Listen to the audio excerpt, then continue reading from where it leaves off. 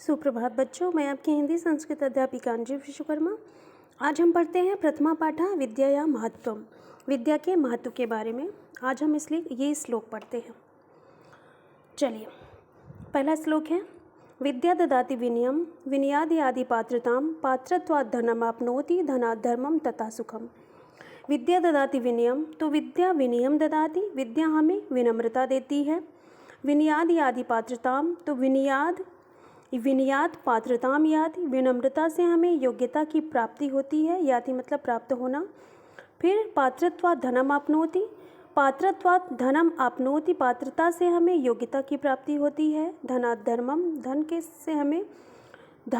से हमें धर्म की प्राप्ति होती है। तथा सुखम, इसके बाद हमें सुख की प्राप्ति होती है।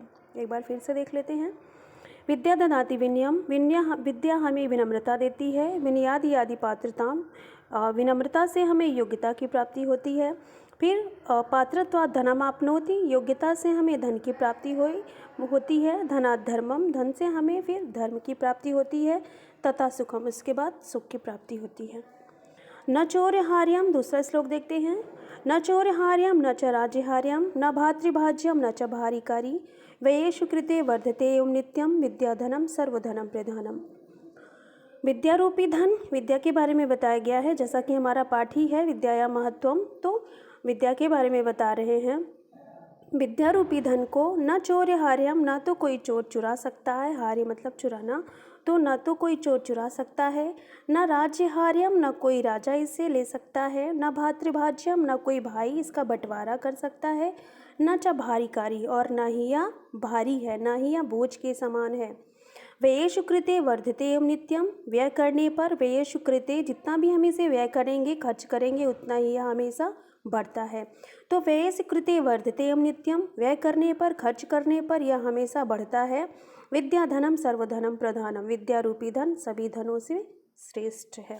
ठीक, आइए देखते हैं तीसरा श्लोक। विद्या रूपम कुरूपाणाम धनम निर्धनानाम धनम तथा निर्बलानाम बलम विद्या साधनीया प्रयत्नतः। तो विद्या कुरूपाणाम धनम, विद्या रूपी धन कुरूपों के लिए धन के समान है। कोई कुरूप है, अगर उसके पास विद्या है तो उसका कुरूप ही विद्या रूप के समान है, वह विद्या। तो विद्या रूपम कुरूपाणाम, विद्या कुरूपाणाम धनम, विद्या कुरूपों के लिए रूप के समान है। निर्धना नाम धनम तथा, और निर्धन के लिए धन के समान है। निर्बला नाम बलम विद्या, और निर्बलों के लिए बल के समान है विद्या। विद्या निर्बलों के लिए ताकत के समान है। साधनीय प्रयत्नता, इसलिए हमें प्रयत्न पूर्वक इसको ग्रहण करना चाहिए। ठीक, तो ये हो गया तीसरा। आइए देखते हैं चौथा श्लोक। अलसस्य कुतो विद्या अविदस्य कुतो धनम अधनस्य कुतो मित्रम अमित्रस्य कुतो सुखम। अलसस्य कुतो विद्या, आलसी को विद्या कहाँ, जो व्यक्ति आलसी है उसे विद्या कहाँ से आएगी। तो अलसस्य कुतो विद्या, आलसी को विद्या कहाँ। अविदस्य कुतो धनम, जिसके पास विद्या नहीं है। अविदस्य, विद्या बिना विद्या के धन कहाँ। अधनस्य कुतो मित्रम, तो बिना धन के मित्र कहाँ। और अमित्रस्य कुतो सुखम, बिना मित्र के सुख कहाँ। ठीक, आइए देखते हैं पांचवा श्लोक। स्वगृहे पूज्यते मूर्खा स्वग्रामे पूज्यते प्रभु स्वदेशे पूज्यते राजा विद्वान सर्वत्र पूज्यते। स्वगृहे पूज्यते मूर्खा, एक मूर्ख की पूजा अपने ही घर में होती है। स्वग्रामे पूज्यते प्रभु, और एक गांव में एक प्रभु की पूजा होती है। स्वग्रामे प्रभु पूज्यते, अपने गांव में प्रभु की पूजा होती है।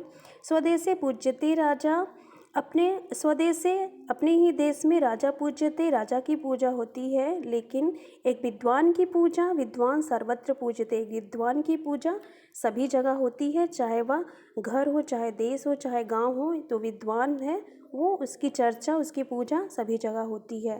ठीक, आइए देखते हैं छठा श्लोक। सुखार्थिना कुता विद्यार्थी विद्यार्थिना कुतो सुखम सुखार्थी व त्यजेत विद्याम विद्यार्थी व त्यजेत सुखम। सुखार्थिना कुता विद्यार्थी, सुखार्थिना सुख चाहने वाला विद्यार्थी कहाँ से होगा। और विद्यार्थिना कुतो सुखम, और एक विद्यार्थी है तो उसे सुख कहाँ से होगा। जो अच्छा सा पढ़ने वाला है वो सुख कहाँ से होगा उसे। तो सुखार्थी व त्यजेत विद्याम, एक सुख चाहने वालों को विद्या छोड़ देनी चाहिए। और विद्यार्थी व त्यजेत सुखम, और विद्यार्थी को सुख त्याग देना चाहिए। ठीक, कहने का मतलब ये है कि जो बहुत सुखी है वो तो पढ़ेगा नहीं ना आलस के मारा, तो इसलिए एक जो विद्यार्थी सच्चा विद्यार्थी है उसे सुख त्याग देना चाहिए और अच्छे से पढ़ाई करनी चाहिए। ठीक, तो ये हुआ आपका श्लोक का अर्थ। ये सब कुछ शब्दार्थ हैं, आप पढ़ लीजिएगा इसको। शब्दार्थ आइए देखते हैं इसका अभ्यास कार्य। चलिए अभ्यास कार्य पहला क्या है, एक पदेन उत्तरत, एक पद में उत्तर देना है। पहला, राजा कुत्र पूज्यते, तो आपने श्लोक अभी पढ़ा ही है तो अच्छे से सबको आ जाएगा उसका उत्तर। राजा कुत्र पूज्यते, स्वदेशे, एक राजा की पूजा उसके देश में होती है, अभी हमने बताया। तो स्वदेशे वन वर्ड मतलब एक पद में उत्तर देना है, तो हम एक पद ही लिखेंगे। विद्यार्थी किम त्यजेत, विद्यार्थी को क्या त्याग देना चाहिए, सुखम।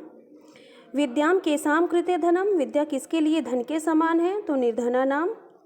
निर्बला नाम बलम विद्या, निर्बला नाम बलम का, तो निर्बला नाम बलम विद्या, निर्बलों के लिए विद्या बल के समान है। ये हुआ एक पद का उत्तर। आइए देखते हैं दूसरा।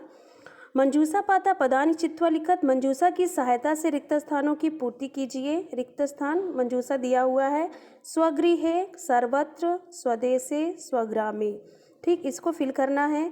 तो मूर्खा पढ़ाई हमने, लिख देंगे स्वगृहे, राजा स्वदेशे, विद्वान सर्वत्र और प्रभु श्रेष्ठतम स्वग्रामे। ठीक, प्रभु मतलब श्रेष्ठतम, जो उस परिवार में श्रेष्ठ हो, जो मुखिया हो वो। अगला देखते हैं तीसरा, रेखांकित पदम आधृत्य प्रश्न निर्माणम कुरुत, रेखांकित पदों के आधार पर प्रश्न निर्माण कीजिए। स्वदेशे पूज्यते राजा, तो स्वदेशे जिस विभक्ति का होगा उसी विभक्ति का हम प्रश्न निर्माण बनाएंगे, बताया है मैंने। तो स्वदेशे पूज्यते राजा, तो कुत्र पूज्यते राजा, स्वदेश में राजा की पूजा होती है, तो राजा की पूजा कहाँ होती है, तो कुत्र पूज्यते राजा।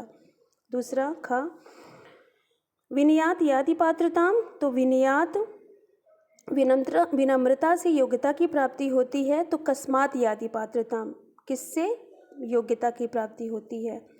विद्यार्थी सुखम त्यजेत, विद्यार्थी को सुख त्याग देना चाहिए, तो विद्यार्थी किम त्यजेत, विद्यार्थी को क्या त्याग देना चाहिए। विद्याधनम सर्वधनम प्रधानम, तो विद्याधनम किम सर्वधनम प्रधानम, विद्या रूपी धन सभी धनों से श्रेष्ठ है, तो किम सर्वधनम प्रधानम, क्या सभी धनों में श्रेष्ठ है। आइए देखते हैं चौथा, अधोलिखिता नाम पदानाम मूल शब्द विभक्ति वचनम च लिखत, अधोलिखित पदों के मूल शब्द विभक्ति और वचन लिखना है। पदानि पद है, मूल शब्द विभक्ति और वचनम। पहला है अलसस्य, तो मूल शब्द हो जाएगा आलस्य, विभक्ति होगी षष्ठी विभक्ति एक वचनम। विनयात है, तो विनय मूल शब्द है और पंचमी विभक्ति एक वचनम। ठीक, आगे देखते हैं। गा स्वदेशे है, तो स्वदेश मूल शब्द और सप्तमी विभक्ति एक वचनम। घ अमित्रस्य है, तो मित्र मूल शब्द और षष्ठी विभक्ति एक वचनम। निर्बला नाम है, तो निर्बल मूल शब्द और षष्ठी विभक्ति बहुवचनम है। ये पांच वाले देखते हैं अभ्यासकारी का। श्लोकात पठित्वा रिक्त स्थानानि पूरयत, श्लोक पढ़कर रिक्त स्थानों को पूरा करें। का है आलसस्य, तो हमने अभी श्लोक पढ़ा है तो हमें आराम से आ जाएगा। आलसस्य कुतो विद्या, आविदस्य कुतो धनम। ठीक, विद्या रूपम कुरूपणाम, रूपम भरिएगा। ग स्वगृहे पूजते मूर्खा, अपने घर में मूर्ख की पूजा होती है।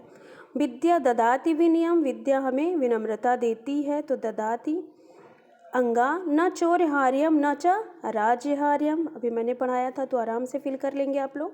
आइए देखते हैं छठा लास्ट, अधोलिखित पदानाम तेसाम अर्थई सम्मेलयत, अधोलिखित पदों का उनके अर्थों के साथ मिलान करना है। ठीक, तो मैंने अर्थ बताया उससे आप लोग मिला लेंगे। आलसस्य मतलब आलसी को, भारिकारी मतलब भार बढ़ाने वाला, स्वगृहे अपने घर में, कुत्र मतलब कहाँ, वयेषु खर्च करने पर, कुतो मतलब कहाँ से। ठीक, तो ये होता है आपका प्रथमा पाठा पूर्ण।